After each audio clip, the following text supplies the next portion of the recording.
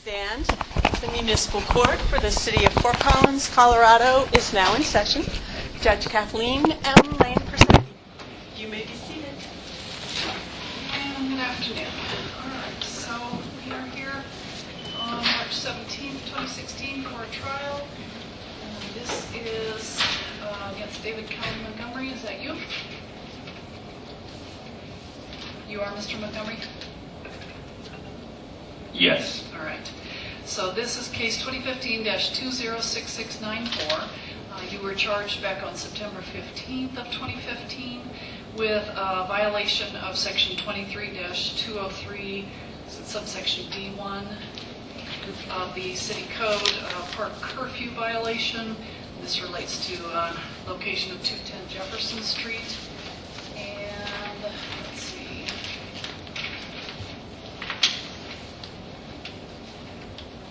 Is there isn't a second charge on this, is there? No, Your Honor, there's only one charge, just the park curfew violation. All right. So on that charge, we show that the defendant was advised of his rights in writing, looks like back on October 14th of 2015, and elected to have the case set for a trial without a pretrial conference. Petition of indigence was granted. There was an attorney appointed initially, Mr. Quinn, and then this is a case where there was a motion to withdraw, which I think was a joint motion between Mr. Montgomery and his attorney. Is that correct? Yes. So the attorney withdrew, and then it was set for a pretrial conference directly with the prosecutor. November 5th, then it was set for trial. There was a waiver of speedy trial. It was set for January 6th. Defendant requested a continuance, and then it was set finally for today, it looks like. So, is the city ready to proceed? Yes, Your Honor. All right. Mr. Montgomery, are you ready to proceed to trial? Yes, Your Honor. Okay.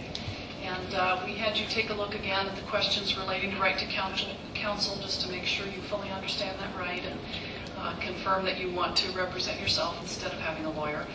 It looks like that is still your position. Is that correct? That you want to represent yourself? Correct. Okay.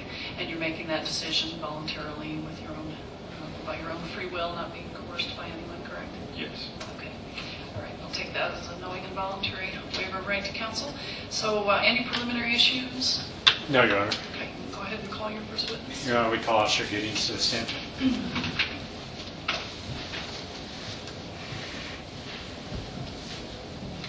Raise your right hand. Do you swear or affirm under penalty of perjury that the testimony you're about to give shall be the truth, the whole truth, and nothing but the truth? Go ahead and have a seat. Good afternoon, Officer. Can you please state your name and spell your last name for the record? Yes, it's Sean Giddings, Giddings. And how are you currently employed? I'm a police officer at the City of Fort Collins. How long have you been employed in that capacity? Almost 17 years. Okay. And what are your general duties? I'm a sergeant assigned to the patrol division, and I supervise a swing shift that works Sunday through Wednesday. Okay. And were you working the early morning hours of September 15th of 2015? Yes, I was.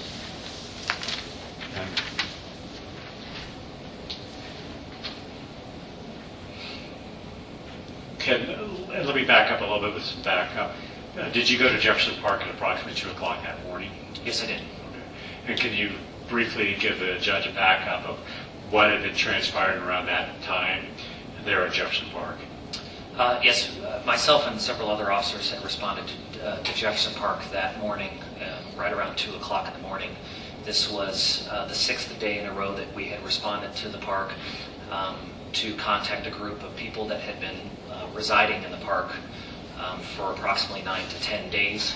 And that group had identified themselves as the Occupy Jefferson Park group.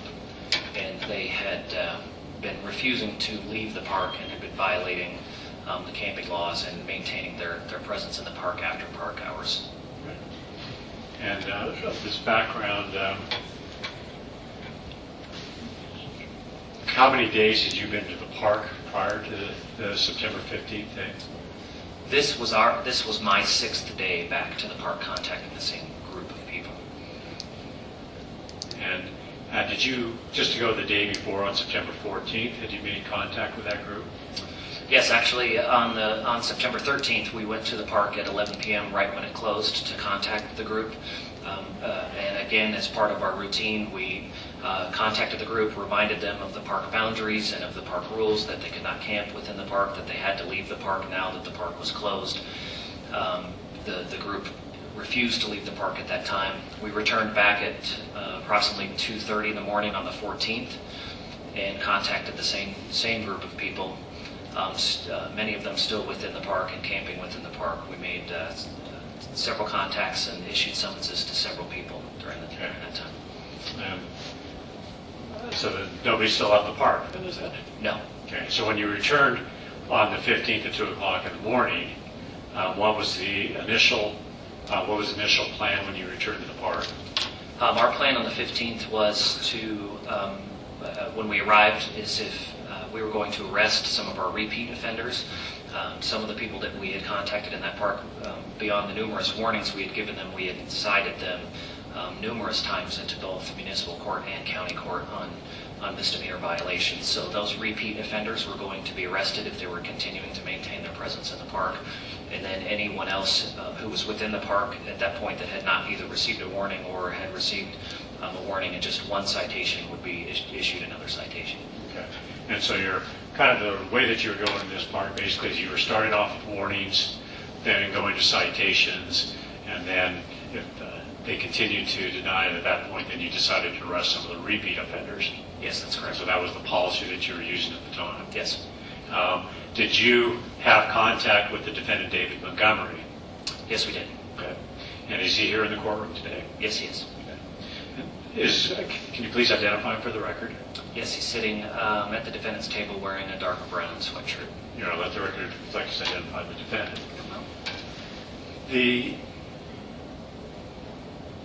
Had you had contact with him prior to September 15th? Yes, there were numerous occasions where Mr. Montgomery was present at the park when we contacted the group.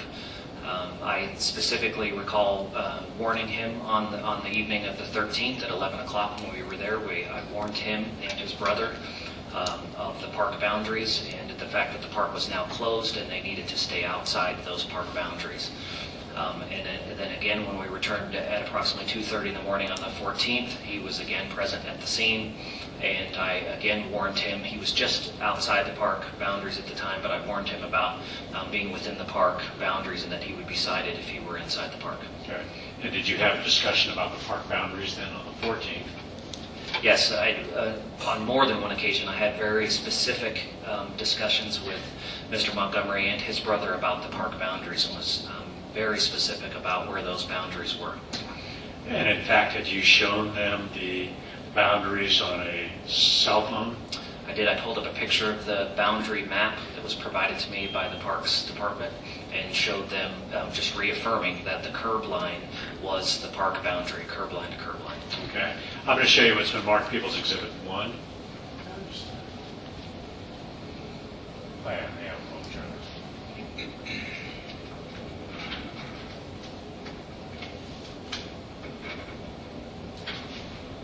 Which one is red and which one is green?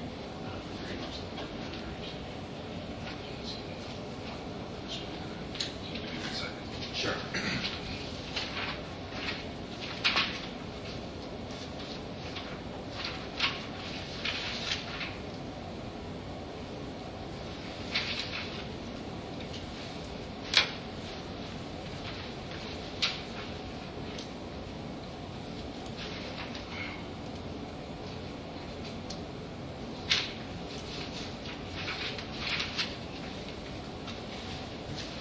Where was this map obtained from?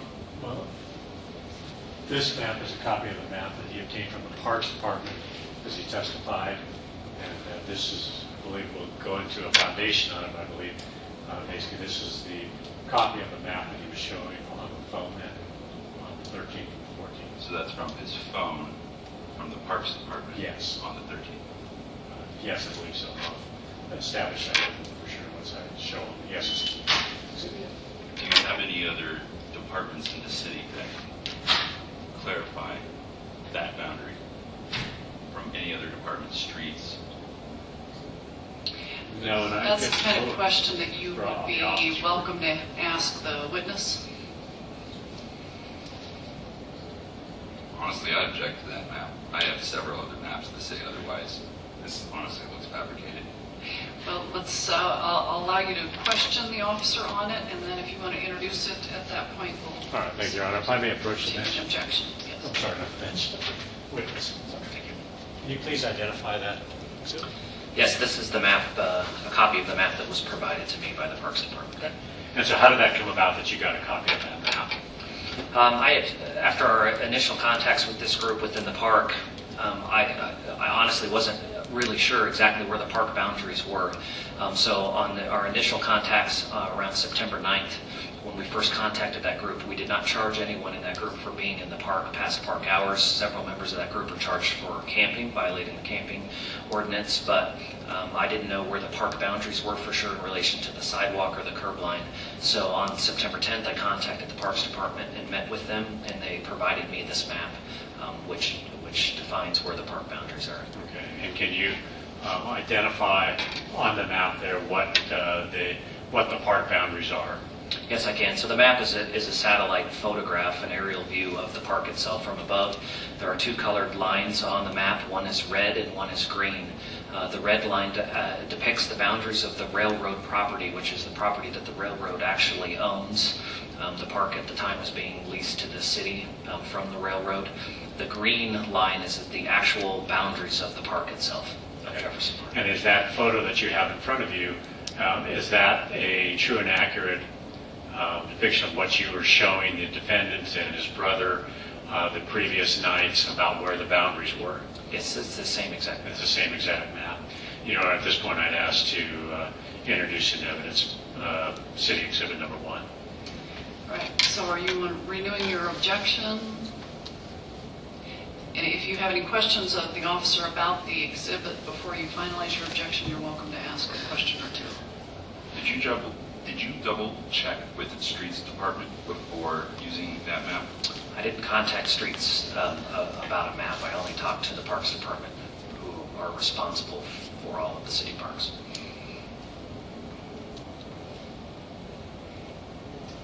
Objection, I find this map to be insufficient in evidence for this trial.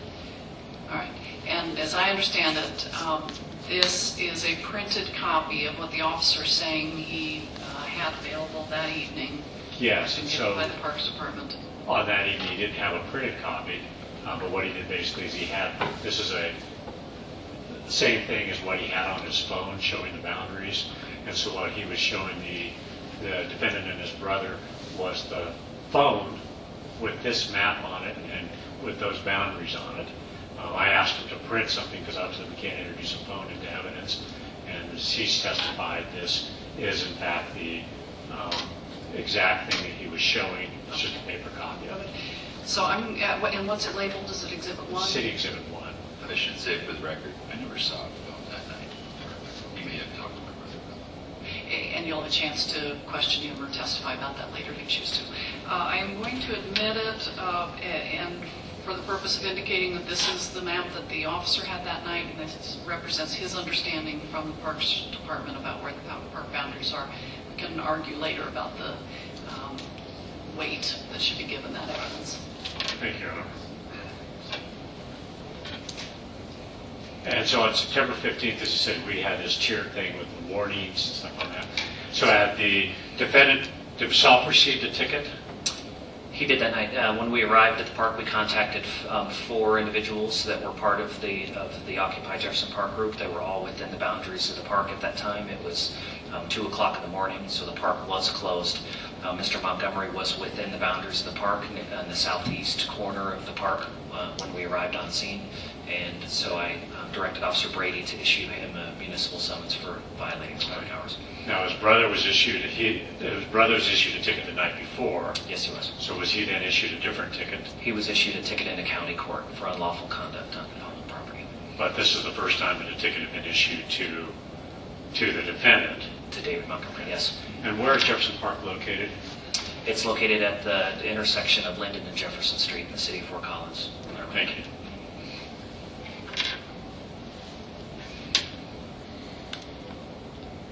The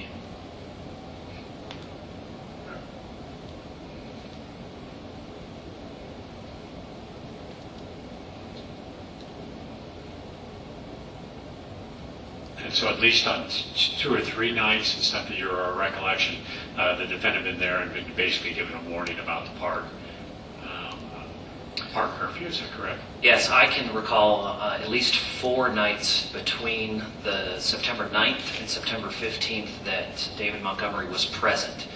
There were a couple of occasions where he was present, but he was in the street on Linden, so outside of the park boundaries. But he was present when I made very clear and loud announcements to the group about which laws they were violating at the time, both being in the park after hours and camping. So he would have heard those same warnings repeatedly between September 9th and September 15th. But I specifically warned him on September 13th and September 14th prior to us contacting him on the 15th. And where was he on September 14th? Did you have a conversation with his brother, William? Kind of a lengthy conversation about the park boundaries? Yes, I did. On the 14th? Yes. And where was the defendant located while this conversation was taking place? He was present standing there with me, filming most of it on his phone. Okay. So then you instructed Officer Breed to issue a citation? Yes, I did. It was very clear that he had been warned numerous times, was aware of the park boundaries, was aware that he was violating the park curfew, and so I instructed Officer Brady to issue him a municipal summons for that violation. And so did you instruct him what violation to issue? I did not instruct him specifically. I just told him to write him for park curfew violation, Okay. if that's what you're asking, yes. All right, thank you. I don't have any further questions. All right, Mr. Montgomery, this is your opportunity to ask questions you have of Sergeant Giddings.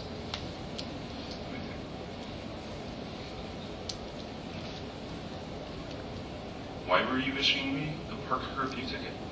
Because you were within the park boundaries after the park was closed. When did you print out that map? This specific map, I believe he printed out. The version of this map I received on September 10th. I had it in my email as a PDF, so this actual picture I had present in my email on the 10th, which is what I showed you and your brother. Basically, I opened up this PDF on my phone and showed it to you guys when I was explaining the boundaries.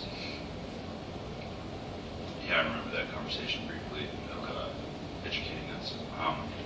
Did you check with any other department in the city? I did not. I didn't see any relevance with checking with any other department other than the Parks Department on what the boundaries were of the park.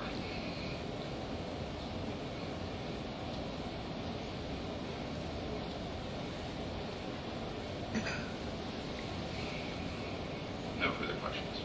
All right, any redirect? No, Your Honor. All right, thank you. Custodial. Actually, if that's okay, Judge, if you can just... All right, thank you. We call Officer Breed to the stand.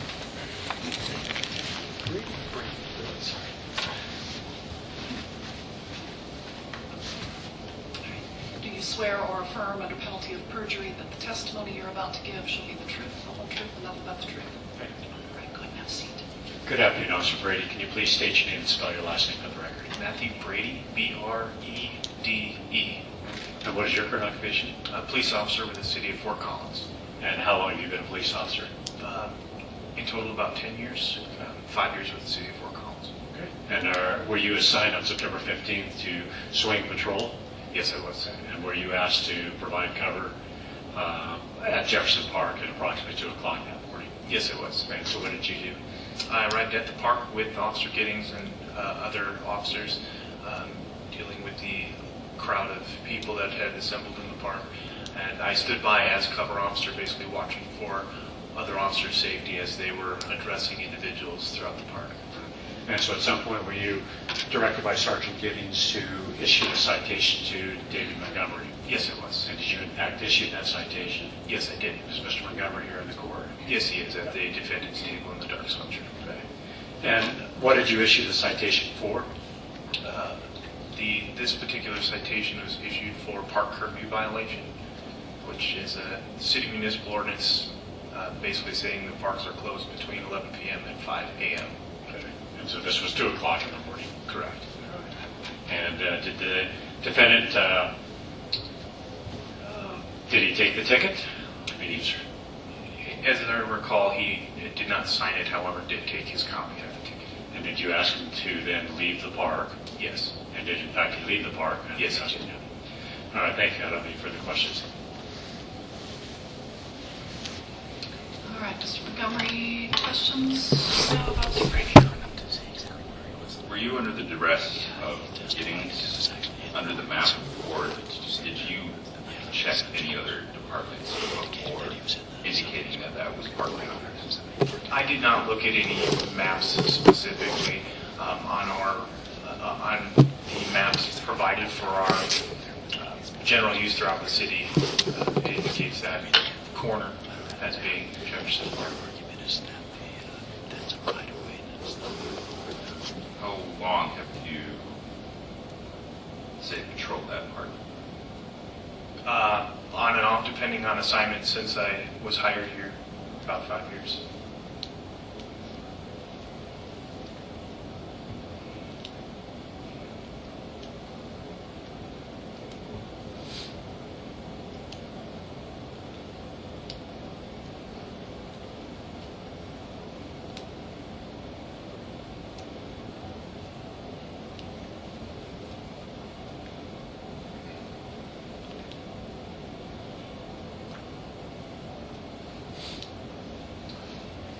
Why were you issuing me a park curfew? Because you're inside the park boundaries after hours per the municipal ordinance. No further questions. Any redirect? No, Your Honor, I don't need a redirect. All right, thank you. You can step down. Next witness. Your Honor, the people would rest at this time. All right, so Mr. Montgomery, this is your opportunity to present evidence if you choose to. You have no obligation to do that. The burden is on the prosecution to prove the case beyond a reasonable doubt. You do personally have the right to testify and not testify. We had you take a look at a series of questions on that. Do you have any questions about your rights to testify and not testify? I would like to submit a bunch of exhibits. So have you shown those to the prosecution? No, I have not. Okay, why don't you go ahead and show those to him. While he's looking at that, do you have any questions about your rights to testify or not testify? No question. Okay. And you had indicated that knowing and understanding your rights to testify and not testify, your decision was to testify. Is that still your decision after hearing the city's case? Yes. Okay. And that decision is being made voluntarily and without pressure or coercion from anyone, is that correct? Correct. All right. So take your time, and when you're ready, we'll have you show those. Unless the officer, he can show I you. have 10 maps, and I have a letter from the streets department. So Here, is I'll that look at additional? Are they labeled? I think he does have them. Yes, they're all Labeled. labeled. All right, let's give the prosecution a moment to look at those.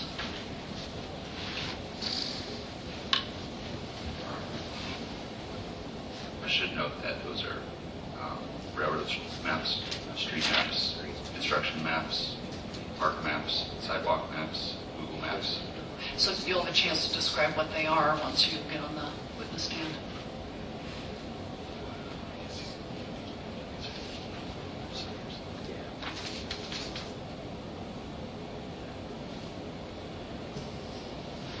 I also have some CDs. That have video evidence of it. And has the prosecution seen that? They were in my discovery, so I'm sure. Okay.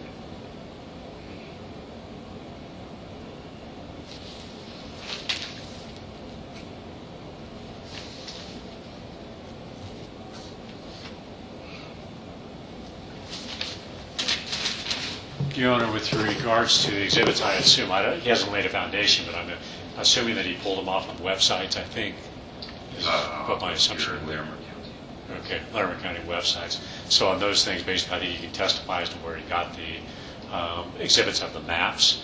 With regards to a letter, I would object to that. I think basically we would need a witness to appear to testify as to what he was told, or basically any type of letters. Certainly nothing to indicate this is an official type of record that might fit under the business exception. So you're objecting to that letter, the last This is marked document as Exhibit F. Hearsay except. Based on hearsay, because the person's not here to testify as to that, and it doesn't appear that it would fit any exception of the hearsay. Okay. So I'll give them back to him, and he So, obviously yeah, will give it you want to go ahead and take them up here, and we'll go through them one at a time as you testify.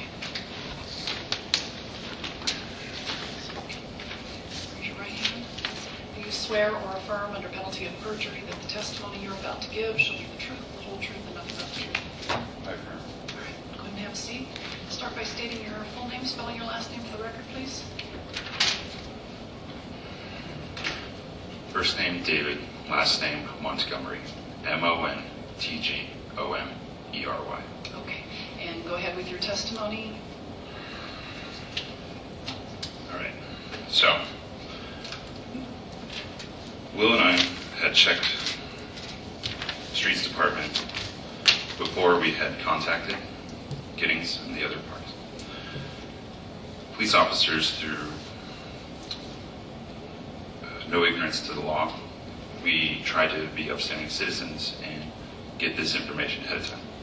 So this information was secured the day of it happening, and a couple months afterwards. These maps were used in another case of Will's.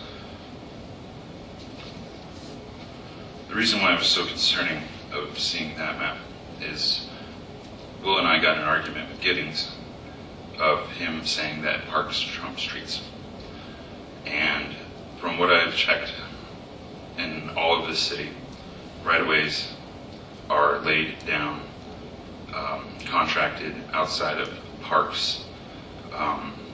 They're usually a set number, 100 feet. You can even walk it. And the whole reason why I was staying on that sidewalk was literally to not get a park curfew ticket. So these maps are many different maps. This is from the City of Fort Collins GIS. And then, would you refer to how you have each of them labeled as you describe them? Yeah, Exhibit B1 and B2 are from the Fort Collins GIS mapping service. C1. And once you go ahead and show, indicate what you think the B1 and 2 show. Say that again? What are you illustrating with B1 and 2? All these maps are used to justify the area where I was at. And so some of them are Google Maps for general imagery to see. Some of them are technical maps that it's harder to identify, but in conjunction with all of the maps together. So they relate to the boundary issue of where the park boundary is? Yes, all of them do. All right, go ahead. Exhibit C1, C2, C1 and C2 are of the streets of how it was laid out. D1, D2. I'm sorry, C1 and 2 are from where? For streets. So it like, was from the Streets Department's website, or? Yes, it was from, one was from a construction of Linden Street, and the other is,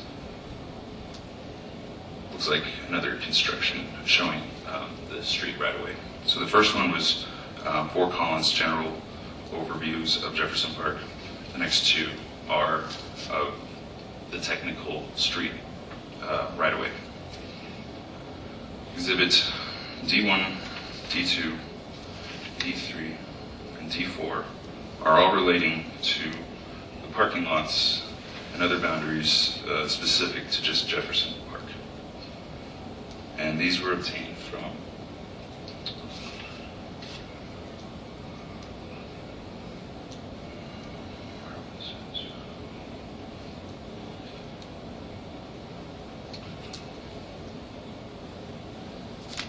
looks like a subdivision map, also from a government website of Fort Collins.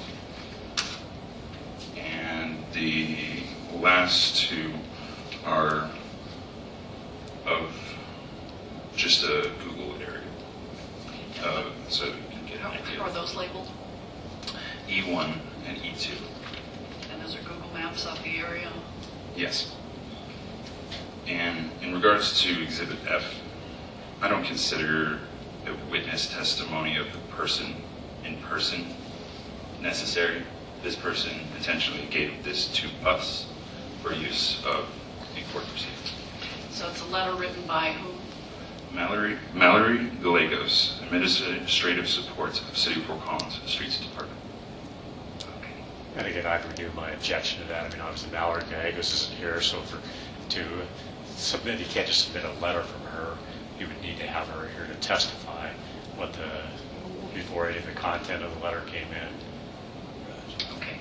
So I am, as to all of the other B12, C12, D1 through 4, E1 and 2, you don't have an objection on those? I mean, as long as he's testifying that, I think he testified where he got the maps from and that they're maps that are available to the public. From that standpoint, I don't have any objection to that.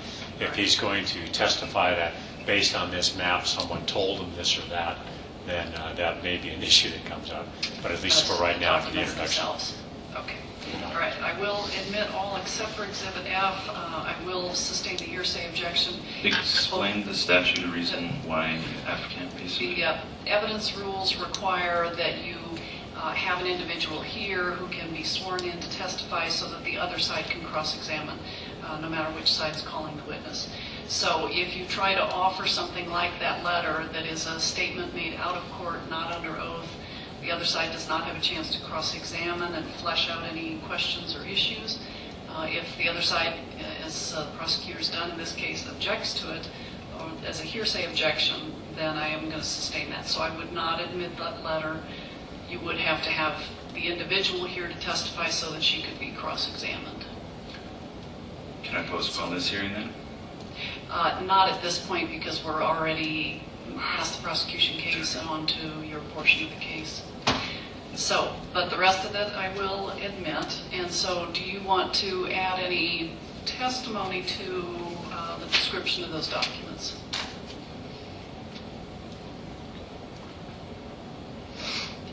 All these maps show the border of the park at the indication of when the incident happened.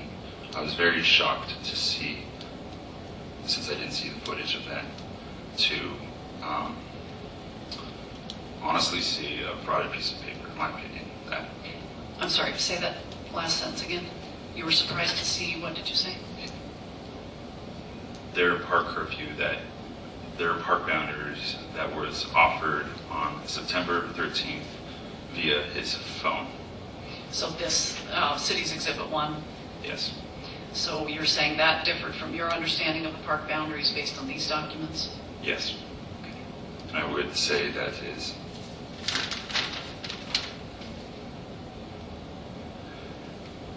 CR 185144, offering a false instrument for reporting. Nothing further for that. Okay. All right. Anything else that you want to testify about?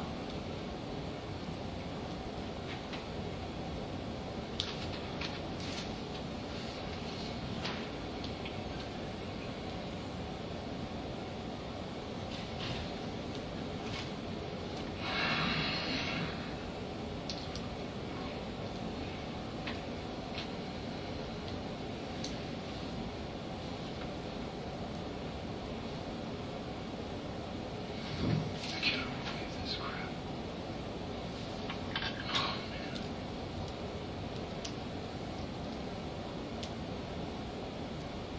man. I would like to object to that map, considering he did not explain how cops get their jurisdiction. That's why I asked him streets, is because there's multiple departments that manage and operate shared boundaries. And so, considering he doesn't have any other substantial evidence of GIS maps or parcel maps, jurisdictions. I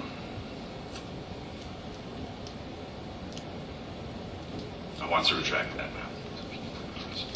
Well, I've already admitted that, but I've heard your comments with regard to the weight of it.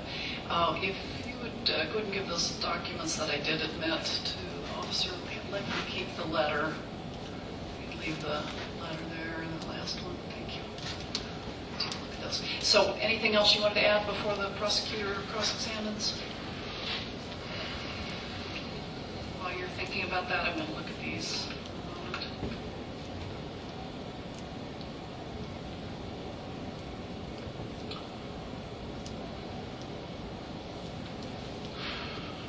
I'm so passionate about these boundaries. I'm going to show the discovery CDs of where I'm located so I can use this in a different court. I'm sorry, you're going to what did you say?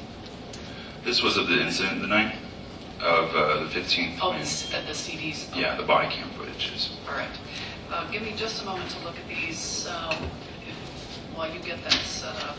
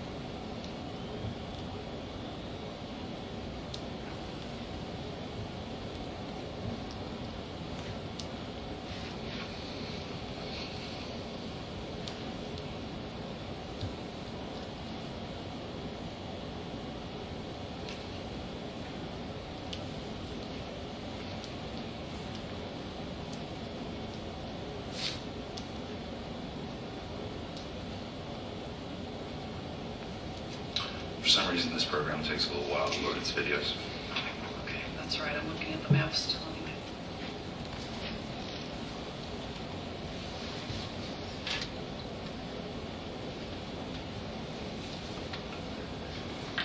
Your Honor, if I may have known while you're looking at the maps and he's loading that, then I'll be right back. Go ahead.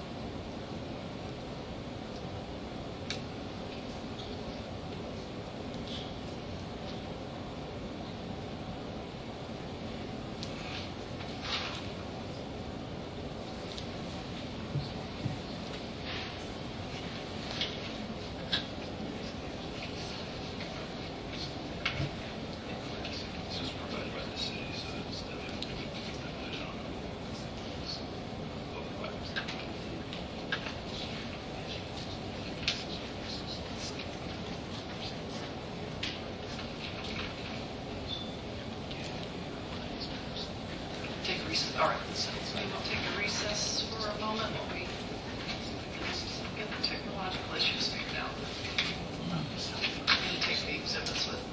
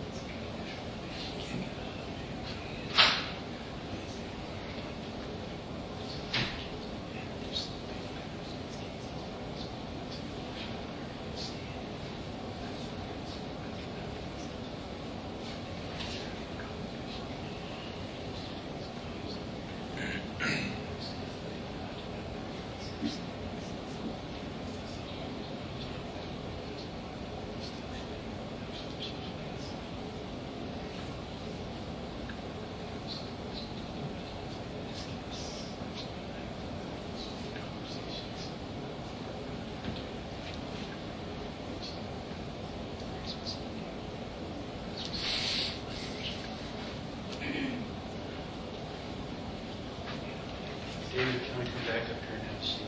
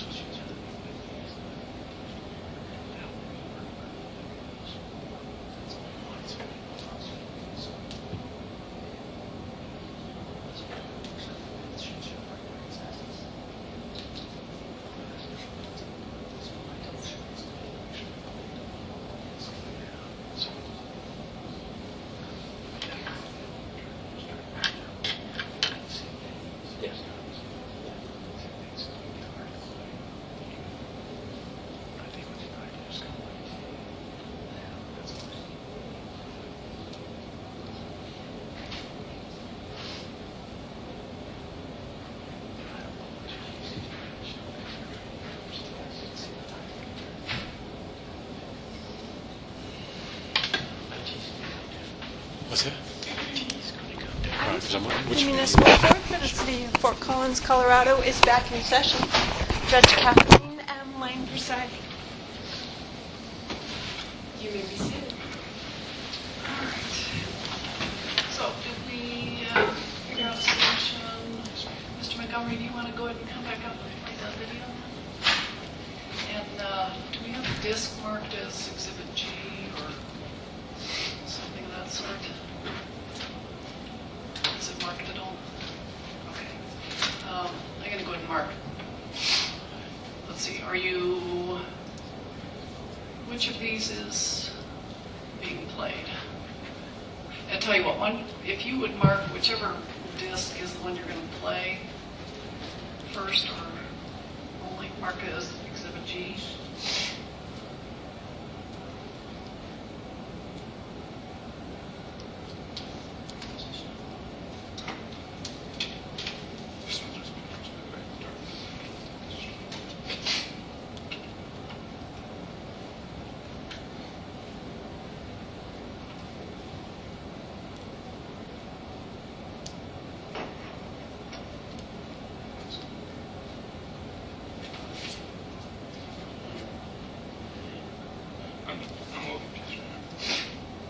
I guess the first disc Okay. is 14955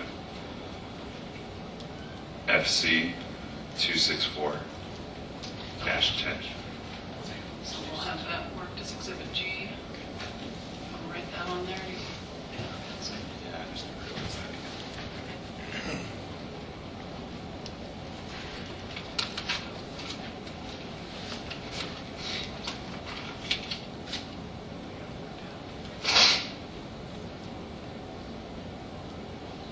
You want to go ahead and describe describe, is this a video that you took?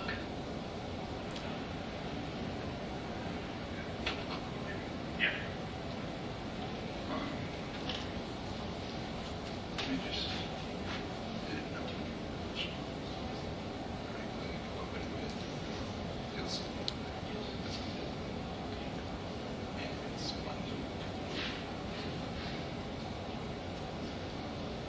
Yeah, I saw this.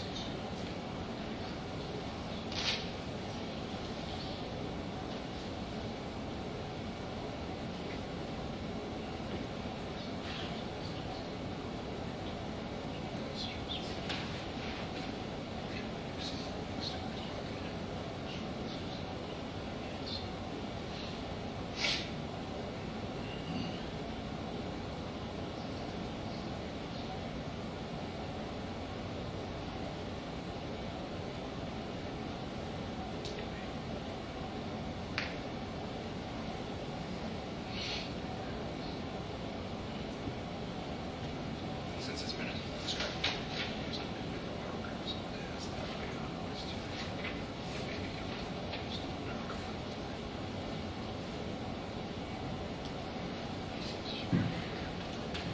I don't know, you got it right, but you just move it.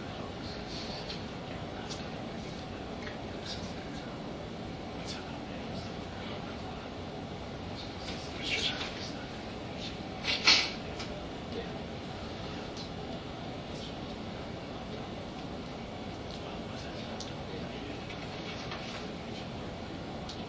try my best with you, but it's such an error. It was the one of it.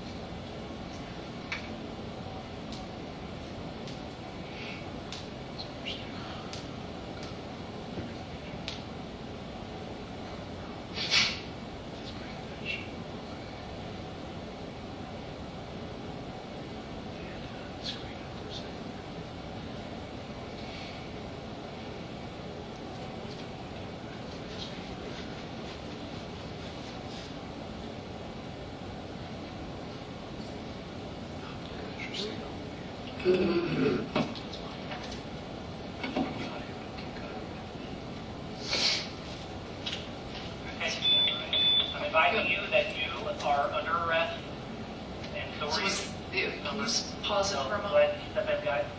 You were under. You'll just give a little introduction. Was it taken the night of this incident by you, or what the... Yes, out of all the Discovery CDs, these are all of the 15th of September of that night. It's up to 3 different body cam viewpoints. Okay, that the officers took? Yes. Okay, got it. And 2 of them include my ticket. Okay, thank you. Arrest.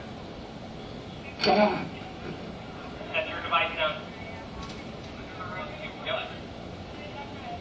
For unlawful conduct on public property. Set the device down.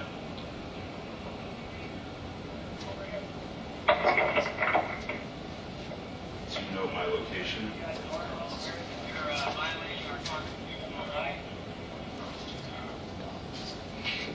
What direction are we looking right now? You're looking south, that's Linden Street. Okay. That's Jefferson Street. This is the sidewalk, there's a concrete metal barrier in Jefferson. That is my bike, and that's Okay.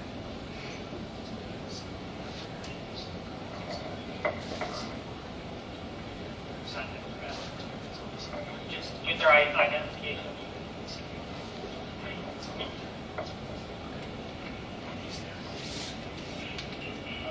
So that's you there being handcuffed? Or you're outstanding? I was never arrested. Okay, that's someone else. Okay. So where did you say you are? That bike. Is that correct? Okay. Excuse me, so I hear you're doing us. You are under arrest for what? For continually Some of them are of different people, but the reason why I want to show the whole thing is it shows where I am every time the camera comes back. So did you say you are by your bike that was shown a moment ago? Okay. violating the municipal code. And you don't get to continue to violate law until your court date. That's not how that works. Every time you violate the law, you can Your Honor, at this point, I mean, I'm not sure.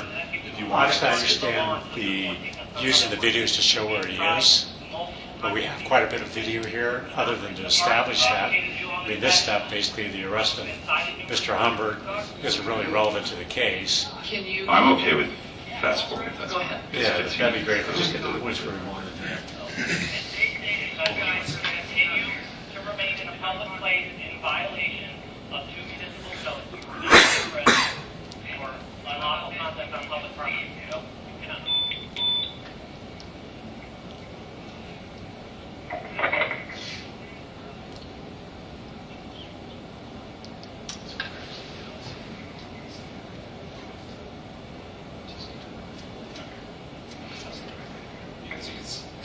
As you can see, I'm standing there on the left, videotaping.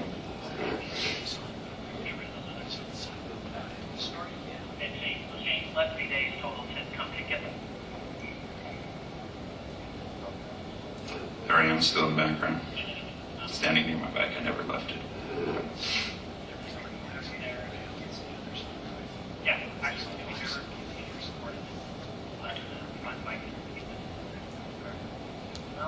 So that's you on the left. There's a closer up of me. And you're saying we're looking southbound. That's Linden on the left. Yes.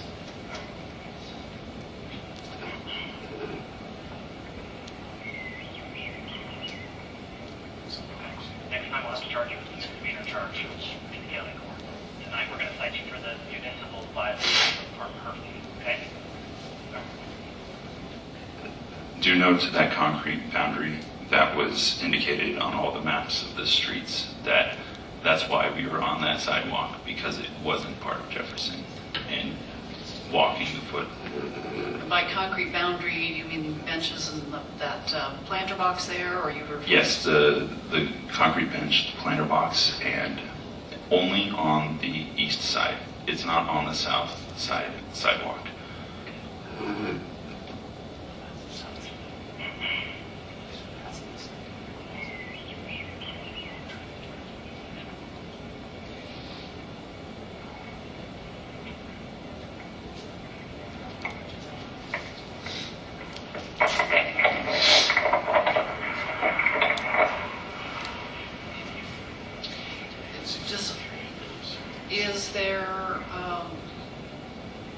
Is your argument with regard to all of the video to show where you were standing that night? Yes, and 2 other topics. Okay.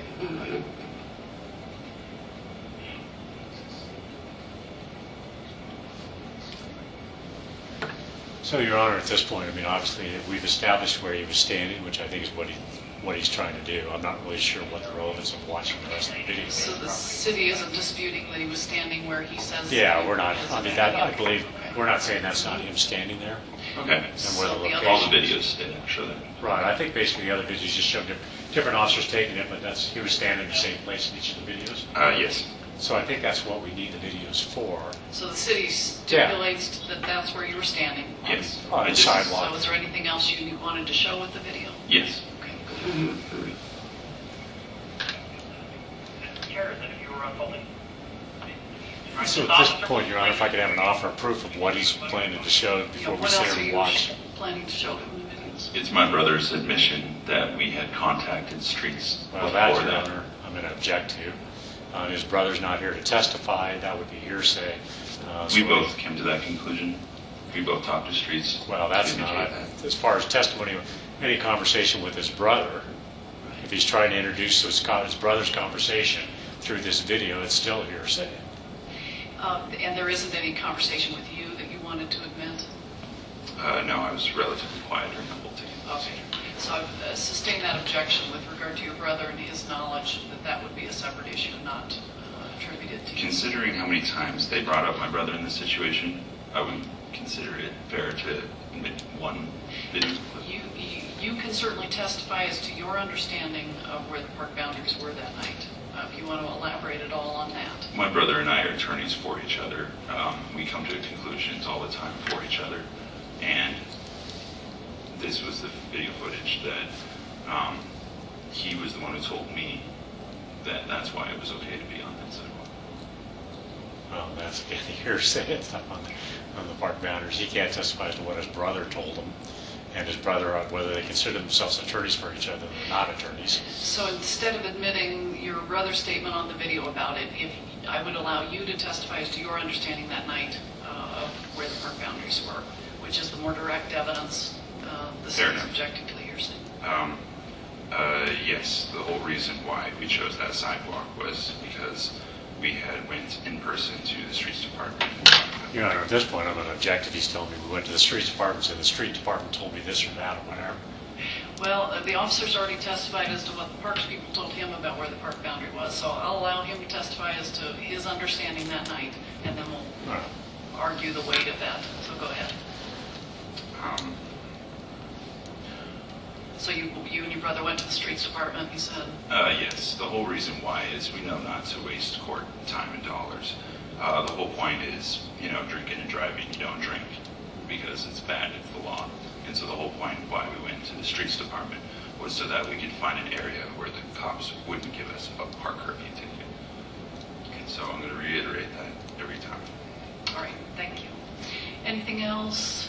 All the other videos are pretty much the same. Showing the same thing. Okay. What with the prosecution's basically stipulation to where you were standing? Yeah, we don't have an objection. Okay. We're not saying that you be standing somewhere else where the Right. video.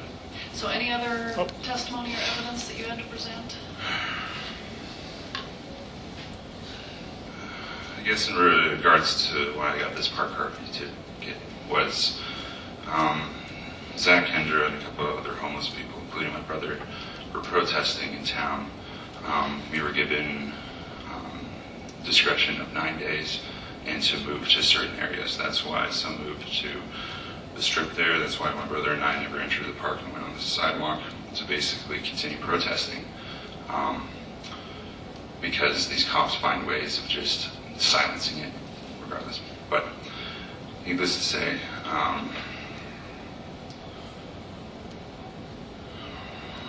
the reason why we're protesting is because we hadn't made much leeway in the homeless issue. We personally find homeless shelters not good for us. We get harassed or not enough hours to sleep. And so we were protesting camping for the reason why we needed somewhere to sleep. And so that's why I'm getting a park curfew ticket right now. And so the whole thing is about the protest. It's not sure the court case is off of the stipulations of the park curfew boundaries, but this seems more like retaliation of freedom of speech of a protest that they came around and ticketed us 100 tickets worth. And in the process of it, I started to lose faith in the city because when I went to the Colorado and to try to get it covered, they weren't covering the protest right. And then I saw what this city really is. It's just a frauded tourist state. And from there we found Jason Cole as a mole for the police in Colorado. And Your Honor, at this point, I'm going to object. At some point, if it has relevance to what happened this night, but if he's talking about moles from Colorado. we were consistently going back to the Colorado every day after they kept giving us more tickets. So it was definitely... I understand there's a little bit of latitude, but at this point, Gone beyond the scope. it's going beyond the scope of whether Here. there's a violation on So- September 15th. Anything else you want to say about September 15th and this particular citation? Other than a cop not taking my 911 call with the guy on the roof or falsifying there. Other than that, 18-3-303, false imprisonment. 18-3-302, second degree kidnapping. 18-8-502, perjury. 18-8-111, false reporting to authorities. 18-17-104, racketeering activities. 18-2-201, conspiracy to commit crime. 18-5-114, offering a false instrument for recording. 18-8-104, obstruction of justice. Your Honor, at this point, I'm going to object. I don't know what citing a bunch of state statutes, how is that relevant to this case? These were the charges I would be pursuing if this is dropped. Okay. Other than that, Separate issues. Anything else on this issue? I think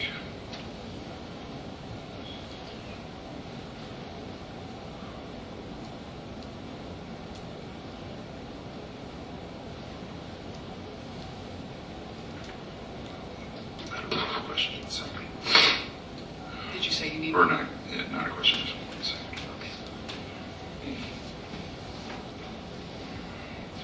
I would like to state that when it comes to something so important as the processing of a human life, that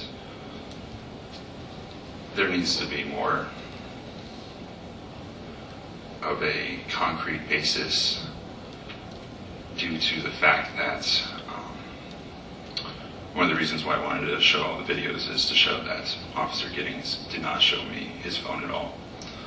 And that other than a phone, normally a conversation with a police officer over a streets boundaries issue should get him concerned.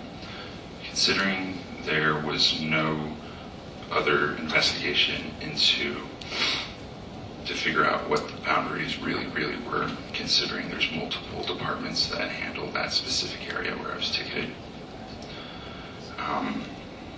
I find, I don't have much else to say, but the fact that I have submitted 4 different concrete maps, and he only submitted 1 off of his phone. So, for no other statement. Okay. Any cross-examination? Yes, Your Honor. So, Mr. Montgomery, and I think you mentioned during cross-examination that you did have conversations with Sergeant Giddings on the 13th and 14th prior to the ticket. Honestly, I don't recall. I was on my bike a lot. I was shying away from the protest considering how much they were ticketing. William is more of the arguing one. Okay. And you may have showed it to him and assumed, because people confuse us all the time. Bailiff has called me by the wrong name. Are you denying that you were there on September 13th? I was nearby. I was not in the park, though. And when you say nearby, where were you? The same sidewalk. Okay, so you were on the sidewalk there on the 13th, in the same location where you were before, or roughly the same location on the sidewalk there? Honestly, I don't recall because there's no ticketing that night. It wasn't really an important night. All right, they had a long conversation about the boundaries of the park. Were you present for that? I'm not denying that I was warned, Okay. but the boundaries is always argued on the spot due to how we proceed with things. So I think what you're saying is you're not arguing that you were warned about it, just you disagreed about where the park boundaries were. Is that safe to say? Correct. Yeah, it was a warning, obviously, one ear out the other. Like, he warned everyone there, not just me, everyone in the park.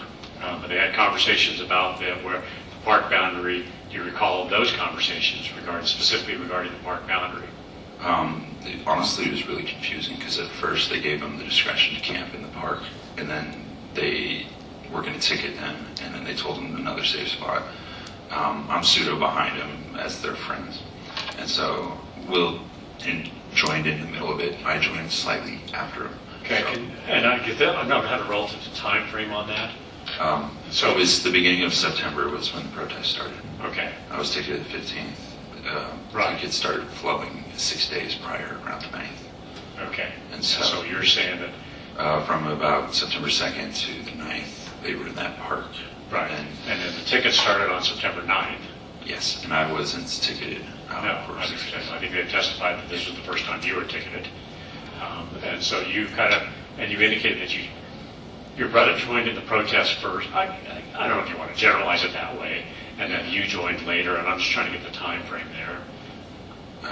Basically, they had moved to the strip right next to the street to avoid more ticketing, but then through the legal advice and updated legal information, they said that that's not available there either, and then that's what led us to all move to that sidewalk. And so that's where we got the conclusion that. And I'm just trying to establish time frames. Somewhere around the 9th or so, about the 9th is when they started writing tickets. Yeah. So prior to the 9th, they weren't writing tickets. No. And initially, I think the officer testified that initially they started with camping tickets. Mm-hmm. Correct. Because the officer testified that he wasn't sure about the boundaries. And so then they came and started with the park curfew tickets on the thing. Are you aware of at what point they started writing park curfew tickets? Obviously not to you because you wrote it to you on the 15th. It went in this order: camping, park curfew and then unlawful conduct. Right. But the park curfew tickets were getting written before the 15th. It all depended on who protested longer. Whoever happened to stay there one day more got an additional charge. I happened to not be around, or I was recording in the street, I believe, that night when everyone was getting their unlawful conducts. The day prior, they got the park curfews. And then for me, that day, I got a park curfew. Right. So going back on first, the officer testified that on the date that your brother got the first ticket, you were on the street rather than the sidewalk. Is that, does that? Yes, Okay. avoiding it. And then once I saw how badly it was going, I decided to protest with them. Okay. So initially, you weren't on the sidewalks, you were on the street. Yeah. As the officer testified. And so when he talked about the warning, when he was giving you the warning at that point, you were on the street. Yeah, very close to it. And he basically pseudo warned me that if you were to protest, it would be this. Okay. The boundaries is what he talked about. That, you know, After he talked to Will and argued with him, right. I do believe I heard a brief statement of saying the new boundaries, but I never saw a phone. So you recall a conversation. Basically, if you're on the street, you're okay. Yeah. If you're on the sidewalk, you're not okay. As far as how the warnings were going. Yes. And so I think what you're saying is that at some point originally you were on the street, but then you decided to join in the protest. That's why I went to the And sidewalk. you went to the sidewalk at that point because you felt that you needed to join in the protest. Is that? Yes. And the reason why is honestly a safe distance because park versus a sidewalk. Sidewalks don't close and they're open 24 hours a day because you need to travel on them. And so we were using that as a legal protected area. Okay, and the police were disagreeing with that as of that point when you were having conversations before the 15th. Yeah, obviously. Okay, so I'm just trying to establish a timeline. All right, I don't have any further questions. Any final comments on your testimony? You'll have a chance to make a closing argument in a moment. No.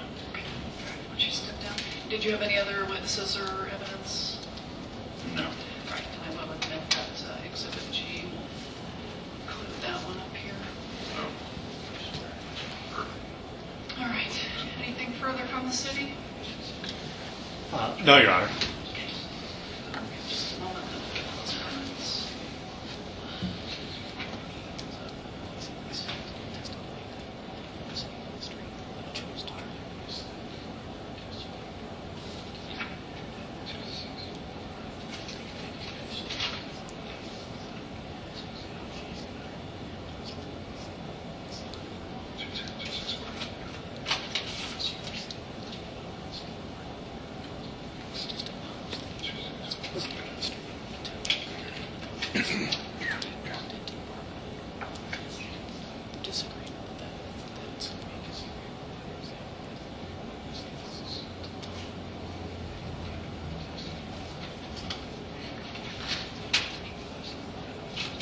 Thank you. That's okay. All right, thank you. Okay, closing arguments. Yeah, thank you, Your Honor. First. Your Honor, the defendant is charged under Section D1 of Chapter 23-193, which basically says it's unlawful to enter a recreation area during the hours of 11 o'clock p.m. to 5 o'clock a.m. And then we have a definition of recreation area, which does include city parks, anything designated as a city park, whether developed or undeveloped. And when you talk about golf courses, which don't apply to this case. The background on this, as the officers testified that we've come on this, is that this started basically with the Occupy Jefferson Park movement in the basically around the first part of September. And I think it's consistent from both the Officer Giddings and from the defendant himself. Initially, they did not write tickets, and around September 9th, they at that point started issuing camping tickets to the people that were camping there. The defendant indicated himself that initially when he was contacted and warned about the boundaries of the park, that he was staying in the streets, as he testified on the 13th and 14th where he's warned. At that point, on the 15th, he decided that he wanted to become more involved in the protest itself. And at that point, despite the fact that he'd been told to be on the street and not onto the sidewalk, the defendant then made the decision to participate in the protest, to actually move from the street where he'd been earlier, where he had been written tickets, to this date on the 15th, where he moved onto the sidewalk, where he was given a ticket because they had discussed the boundaries. So I would argue the defendant was full aware of what the police's position were on this based on the warnings. And as he indicated, he chose to protest, and at that point become more involved in the protest, and decided at that point that he was going to move from being on the street, where he'd been the nights before when the police contacted him, to being on the sidewalk. The officers testified that they were using a kind of a graduated type of method as far as how they were issuing tickets or whether they were arresting people based on starting with the park curfew violation, starting with warnings first, so how they started with it. When the persons didn't heed the warnings, then they were issuing them a park curfew ticket. When they didn't, still refused to leave, then they went to filing in county court with the unlawful orders, and then when they still refused to leave after that, the officers then went to arresting that, and the video there kind of shows different stages with different people depending on how far along they were. The city has a process basically to be in the park if you wanted to protest something by obtaining a permit, and certainly all the parties of the Occupy Jefferson Park, however they wanted to call it there, had that option of getting a permit to conduct a protest, but decided not to do that. Instead, what they decided was, we're going to occupy Jefferson Park, and despite repeated times being told to leave, we're not going to do that. And so the officers in this case, bent over backwards to try to avoid these things. The officer did have conversations with the defendant prior to the 15th in which they discussed park boundaries, and in this case I think the defendant was aware of that. He may disagree with the definition of park boundaries, but he was aware of park boundaries, the discussion about park boundaries. As he said himself, he made the decision at that point to get off of the street and enter into the protest, basically by standing on the sidewalk. The officer, as Officer Sergeant Giddings testified, initially when they were writing tickets, they weren't really sure, they weren't confident about park boundaries. So prior to issuing the tickets for the park curfew at that point, they went and got information from the people that would know about the park boundaries, which is the Parks Department, not the Streets Department, not the whatever other department. Persons that would be in the know basically would be the people that patrol, the people that are involved in the parks, which is the Parks Department. And so based on that, he got a copy of what's exhibit number 1, so he could use that as a tool, loaded that PDF onto his phone, and that's basically a copy of what the officers were dealing with when they were warning the people, having the conversations about the park boundaries or not, and whether or not they would ticket them. And so the officers warned them that if you're in the park after the between 11 o'clock and 5 a.m., we give you warnings, we're going to come back and start writing you tickets for park boundaries. And in this case, they were showing them actually, they've got this PDF, they're showing them where the park boundaries are, and the people involved in the Occupy Jefferson Park were aware of that, but they're choosing not to leave. They just showed they weren't going to leave at all. And so that came up to this escalated thing. The defendant, I think they're pretty consistent on this, and the defendant himself, is that he kind of tiptoed into the protest, probably not as fast as other people. I think by his characterization, he said, at first I didn't, necessarily go into it. My brother started sooner than I did, but basically the decision that he made was on the 15th that he's going to say, step into the protest basically at that point. And I would argue at this point that he's in the park boundaries. He's been warned that what was going to happen, that he was going to get ticketed, that he was in park boundaries. He chose to do that, mainly whether it's to participate in the protest or not. He made that decision to do that, and so they wrote him a ticket. So at issue here basically is he in the park boundaries? And I would argue, yes, absolutely. Looking at that map, looking at the research that was done on that, the park boundaries do in fact extend to the street, which is what the defendant was told, and initially the defendant, based on that evidence, or based on what he was being told, made a decision to, he was not going to be involved by being on the sidewalk itself. He was going to remain in the streets as he did on the 13th and 14th.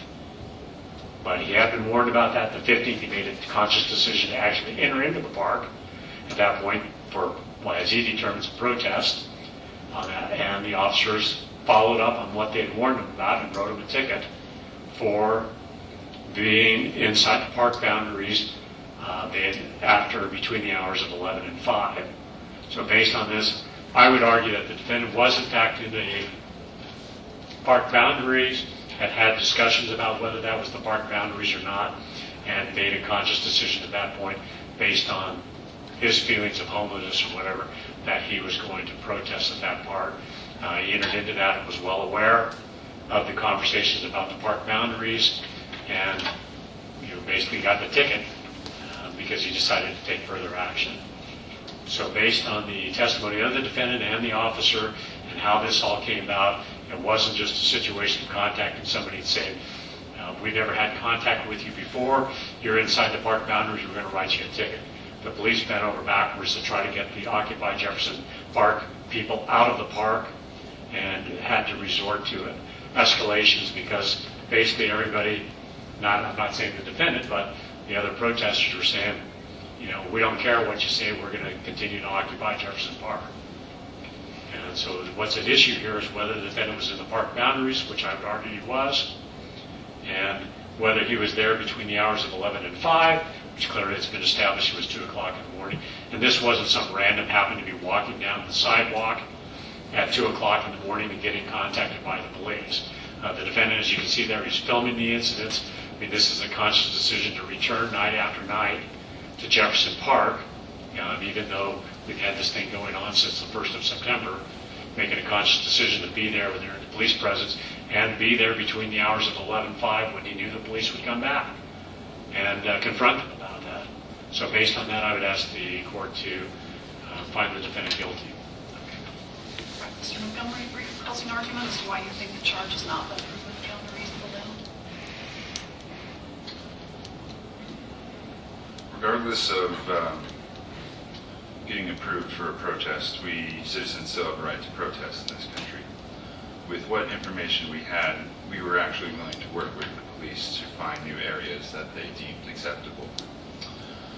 Considering that was once a street and now from this map I see it's a park, I don't find that credible due to the concreteness that usually when brought with an argument, a good cop, will reopen up his investigation. And considering he didn't check easements or streets which have shared boundaries with parks all over town, and it would help to build a more concrete reason as to give me a park curfew that moment instead of meaning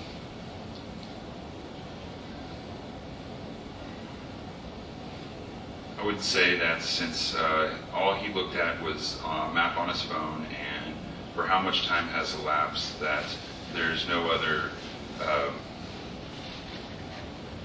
verifiable map proof, honestly, other maps that can reassure the map that he was using was correct. And so that is why I brought all of my maps to show that multiple different organizations, construction, parking lot, easements, all agreed that that was all an easement. And so I believe I should not get a park curfew ticket for 2 reasons. 1, obviously retaliation against my right to protest and free speech. And 2, because it was a sidewalk, it's not a park. No further. Thank you. Any final thoughts? Your Honor, I just argue briefly that the fact that there's concrete, that doesn't, a park isn't defined about whether it's grass or whether it's concrete. I mean, in that case, I guess you'd argue that a bike path going through the middle of the park is concrete, therefore it isn't isn't it?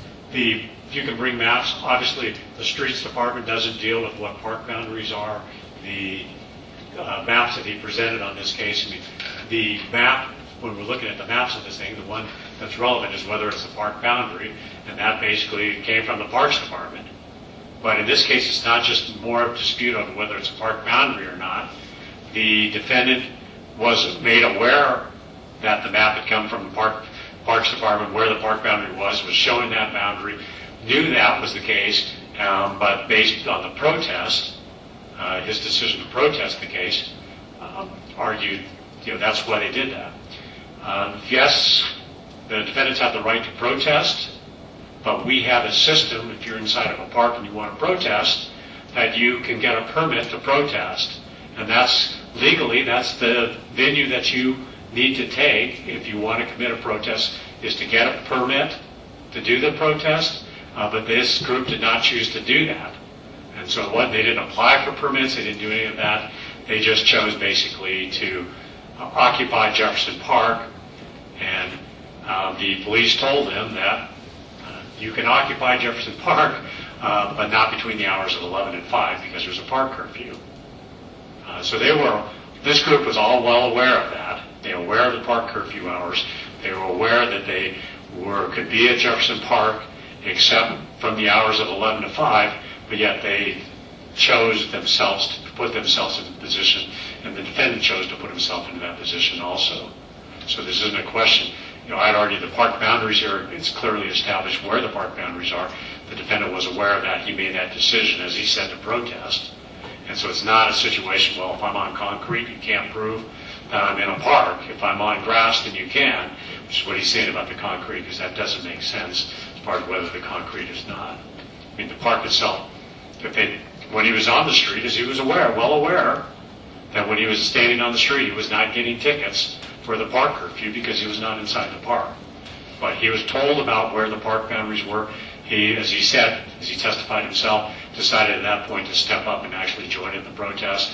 He did that. He was well aware that he was in the park boundaries because he's been told that. And he was given a ticket. And that was a conscious decision on his part to be there. And he didn't have any kind of permit to protest. All right. One more statement. So, no, the prosecution gets the last comment because they have a burden of proof. All right. So the prosecutor read the code section that's involved here, and it does use the wording about that it's a violation to enter a recreation area during the hours of 11 p.m. to 5 a.m. There is a definition of recreation area that's contained in section 23-202 that he alluded to that does indicate it means any area designated and posted by the city as a city park, whether developed or undeveloped, etc. So it talks about being designated and posted.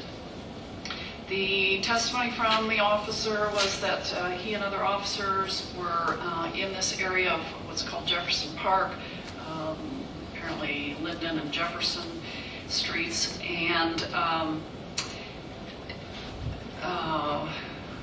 Riverside, I think was also referred to.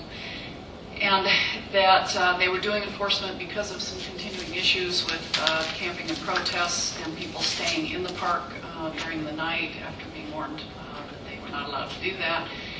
And so on this particular night involved here, September 15th, 2 a.m., officer, or is it Sergeant Giddings, had issued this summons to the defendant.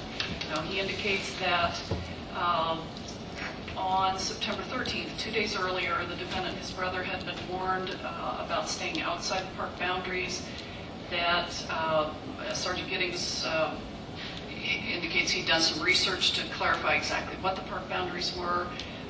His recollection is that he had this email that he showed them on his phone that showed the boundaries, and then that he has printed off in his City's Exhibit 1, that was provided to the police by the Parks Department directly, and that his understanding was that the green line shown on this document is the park boundary.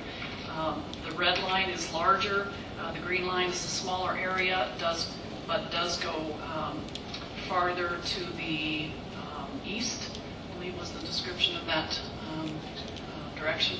And the green line does include a portion of the area that appears to be the sidewalk that's in question here from the testimony and from the video. The red line is closer in, more to the west, and appears to start, I believe, where the cement benches and planter pots that were referred to are located. We don't have anyone from the Parks Department here to testify, and there is no legend on this diagram here to indicate what the red means or the green means, but that's the officer's testimony. And so he indicates that because the defendant was on the sidewalk within that green line area on this map, he issued the citation for the park curfew violation.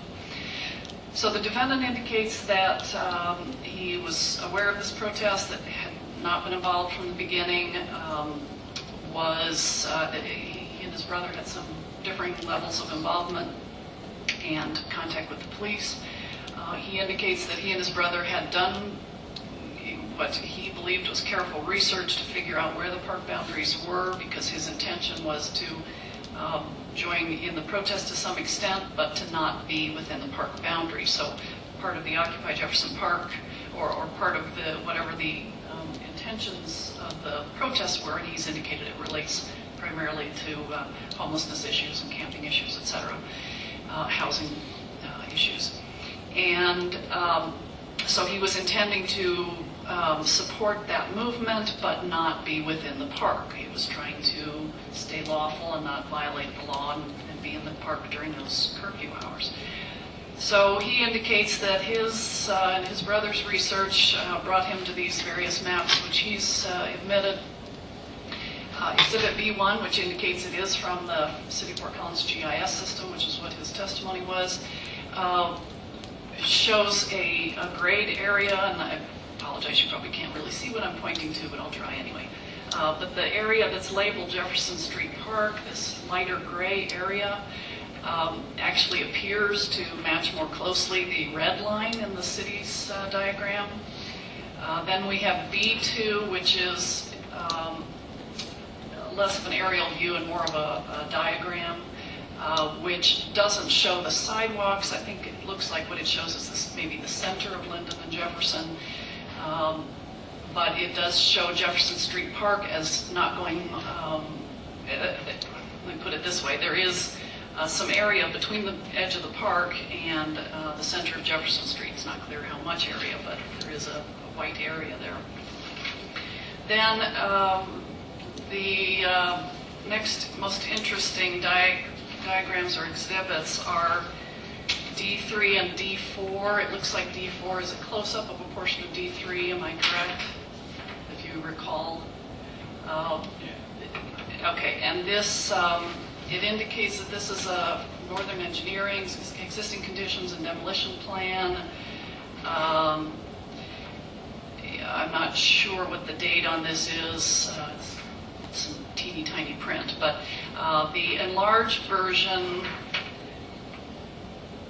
shows, well, let me back up. There was no testimony about how this park is signed in terms of where any signage is about this is Jefferson Park, or whether there are any signs showing boundaries or not. The only indication about signage is on this document. It does show that there's a no alcohol in the park sign, which appears to be inside the park on the, so that would be north of the sidewalk.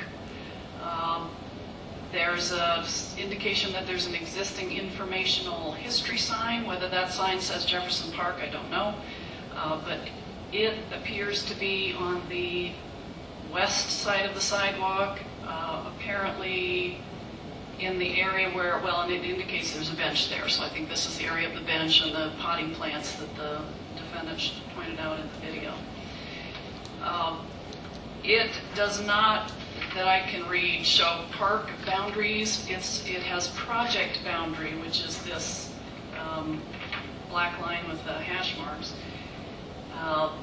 And again, the eastern edge of that project boundary matches the red line on this city exhibit. It does not go all the way out to the more rounded edge of the sidewalk and the green line. The defendant's testimony and the video evidence, I think the prosecution didn't dispute the fact that where the defendant was standing was in this area that's within the green lines but not within the red line, on the sidewalk on the east side, and in fact between the east edge of the sidewalk and the street, essentially, the curb area there with his bike. So, based on all of that, I am going to find the defendant not guilty and find that there is a reasonable doubt about whether he was within the park boundary.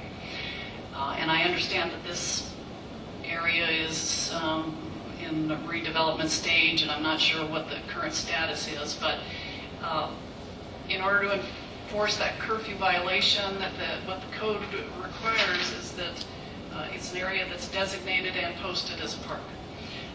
And so I'm going to find that the sidewalk area defendant was in was not clearly designated and posted as part of Jefferson Park. There's a reasonable doubt about that. So I'm going to find you not guilty. If you would like something in writing to that effect, we can have the clerk. That would be greatly appreciated.